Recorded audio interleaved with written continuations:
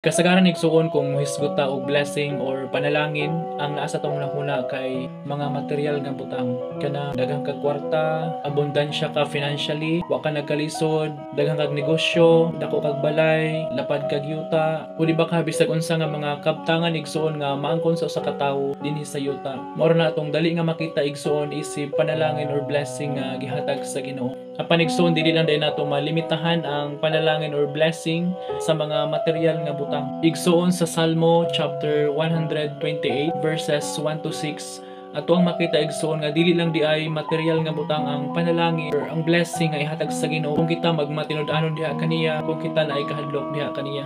Igsuon sa Salmo chapter 128 verses 1 to 6 atong mabasa dinhi. Bulahan kadtong nagtahod sa Ginoo ug nagkinabuhi sumala sa iyang kabubuton. Makakaon kamo sa inyong hinaguan, magmalipayon ug magmauswagon kamo. Ang imong asawa mahisama sa paras nga mabungahon diha sa imong balay. Ang imong mga anak mahisama sa linghod nga mga ulibo libot sa imong lamisa. Ingon niini ang panalangin nga madawat sa tawo nga may kahadlok sa Ginoo. Ang Ginoo manalangin kanimo gikan sa Sion. Makita unta nimo ang Jerusalem nga muuswag sa tanang adlaw sa imong kinabuhi. Makakita ka pa unta sa imong mga apo. Magmalinawon unta ang Israel. Igsoon kung ato ang pamalandungan dinhi ng mga verses nga ang panalangin sa Ginoo igsoon dili lang makita dinha sa material nga butang. Igsoon ang tawo nga nagmahadlokon sa Ginoo magmauswagon.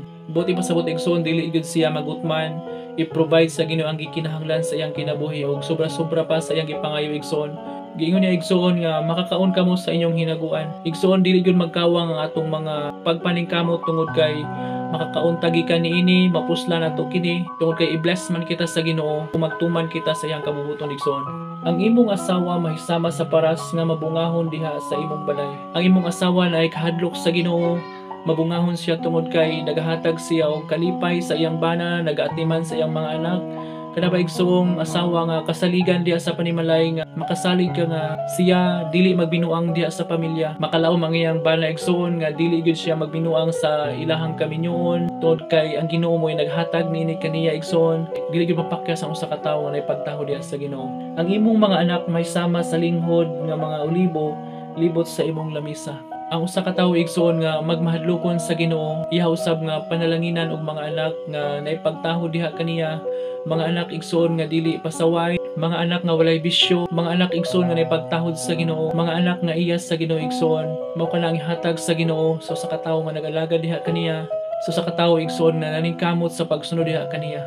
Nindot kay igsoon ang promise sa Ginoo nga ihatag niya sa usa ka tawo nga naikahadlok kaniya. Igsoon kun atay pamilya nga nagkahiusa, pamilya nga naay kalinaw, timaan ka na nga panalanginan kita sa Ginoo, gi-bless kita sa Ginoo. Ang pamilya nga nagkahiusa igsoon, nagmalinawon nga pamilya, ang mag-asawa nagkasinabot, ang mga anak masinabtanon usab, kana igsoon blessing nagikan sa kahitasan, blessing nagikan sa Ginoo. Ug even ang taas na kinabuhi igsoon, kana panalangin ka nagikan sa Ginoo, blessing kana niya, pabor kana niya igsoon.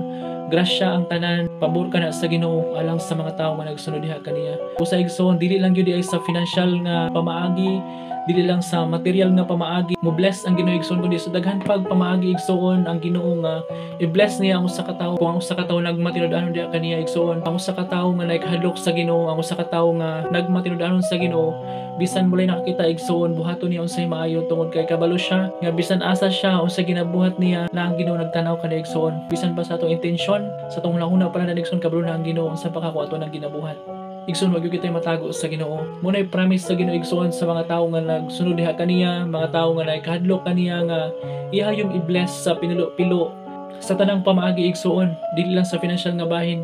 Kay dili man ta kaingon igsoon nga tanan nga mga naay kwarta, tanan nga hayayang kinabuhi, tanan nga abundansya financially, hayahay ang kinabuhi, naay kalinaw sa pamilya. Ang realidad igsoon nga daghang mga tawo nga gi-bless financially pero nagkagubot lang gihapon igsoon, nag-away-away tungod sa kwarta, nag-away-away tungod sa mga katigayunan. Kana igsoon dili lang gyapon kana blessing gikan sa Ginoo tungod kay tinud na blessing gikan sa Ginoo, tinud na panalangin nga ihatag sa Ginoo kana jung kalinaw igsoon. Usa gyud na igsoon sa atong makita na matay kwarta o wala, as long as natay kalinaw sa atong pamilya igsoon, na ipaghigugmaay sa atong pamilya, sa atong isig katawo, kana igsoon tinuod ka na nga panalangin gikan sa Ginoo. Busa igsoon dili gyud ta mo biya diha sa Ginoo, magtahod gyud ta diha sa Ginoo at tuwag yung sundon ang Ginoo kung sa iyahang mga sugod dinhi kanato igsoon. Dili man ta perpekto apan Nagyod ang pagpaningkamot sa matag adlaw, sa matag karon ug unya, dili ta malihis sa dalan nga gusto sa Ginoo nga atong pagasubayon igsoon. Jesus loves you.